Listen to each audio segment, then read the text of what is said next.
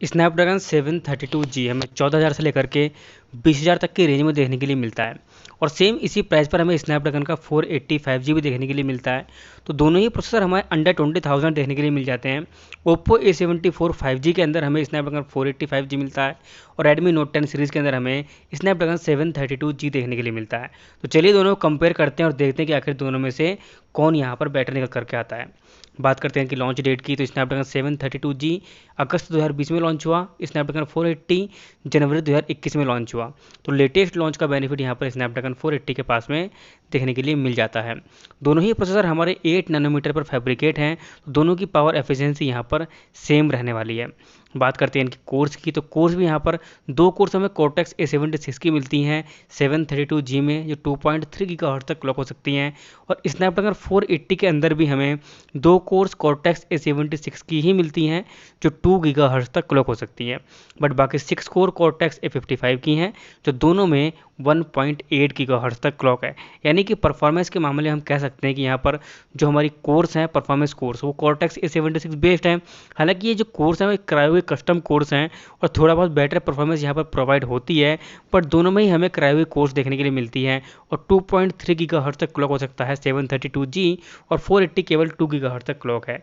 तो ओवरऑल हम ये कह सकते हैं कि स्नैपड्रैगन 480 कहीं ना कहीं थोड़ा सा पीछे रह जाता है परफॉर्मेंस के मामले में, और स्नैपड्रैगन 732G यहाँ पर परफॉर्मेंस के मामले में बाजी मार लेता है।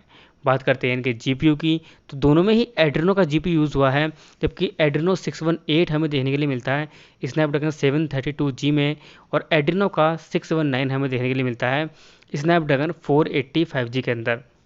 एक जनरेशन का हमें गैप अलग ही दिख जाता है एड्रेनो 619 के अंदर। तो यहाँ पर जाहिर सी बात है कि क्लियर हो जाता है कि स्नैपड्रैगन 485G एक बेटर GPU के साथ में लॉन्च हुआ है। तो गेमिंग एंड परफॉर्मेंस दोनों में हमें डिफरेंट चीज़ देखने के लिए मिलती है।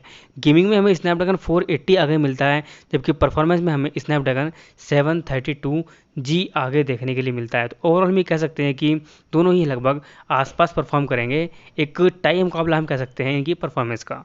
बात करते हैं कि रैम सपोर्ट की, दोनों ही dual channel LPDDR4X RAM support करते हैं और दोनों ही अप टू 8GB तक सपोर्ट करते हैं।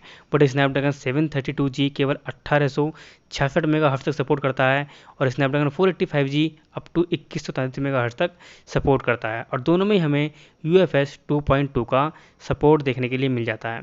बात करते हैं इनके कैमरा सपोर्ट की, तो स्नैपड्रैगन 732G 192 मेगापिक्सल का सिंगल कैमरा सपोर्ट करता है और 48 मेगापिक्सल को MFNR ZSL कर पाएगा और 22+22 मेगापिक्सल के डुअल कैमरे को सपोर्ट करता है। और अगर हम बात करते हैं यहाँ पर स्नैपड्रैगन 485G की, तो यहाँ पर ट्रिपल ISP हमें मिलती है। 64 मेगापिक्सल का सिंगल कैमरा सपोर्ट करता है, 25+13 मेगापिक्सल का डुअल कैमरा सपोर्ट करता है और 13+13+13 मेगापिक्सल का ट्रिपल कैमरा सपोर्ट कर सकता है। 4K video at 30fps Snapdragon 732G record कर सकता है, जबकि स्नैपड्रैगन 485G केवल full HD video at 60fps he record कर सकता है। बात करते हैं डिस्प्ले सपोर्ट की, तो दोनों ही हमारे full HD display eight 120Hz तक सपोर्ट कर सकते हैं। स्नैपड्रैगन 732G में हमें नेविक सपोर्ट नहीं मिलता, जबकि स्नैपड्रैगन 485G में हमें नेविक का सपोर्ट देखने के लिए मिल जाता है।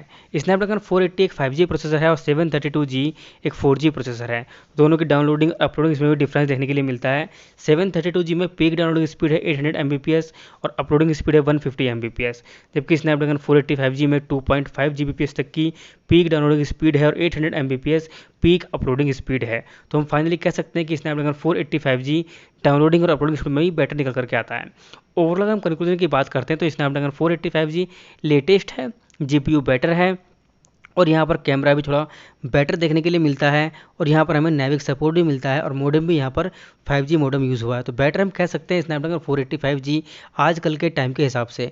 बट अगर हम परफॉर्मेंस की बात करते हैं तो स्नैपड्रैगन 732G यहाँ पर बेटर निकल करके आता है और सेम यही चीज़ देखने के लिए मिलती है इनके अंतुतु स्कोर में भी।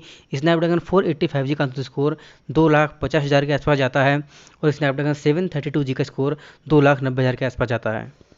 तो हम कह सकते हैं कि स्नैपड्रैगन 732G बेटर है, बट इन दोनों में आजकल के टाइम से हिसाब से विनर जो हम कहेंगे वो स्नैपड्रैगन 485G को ही कहेंगे, क्योंकि ये एक 5G प्रोसेसर है।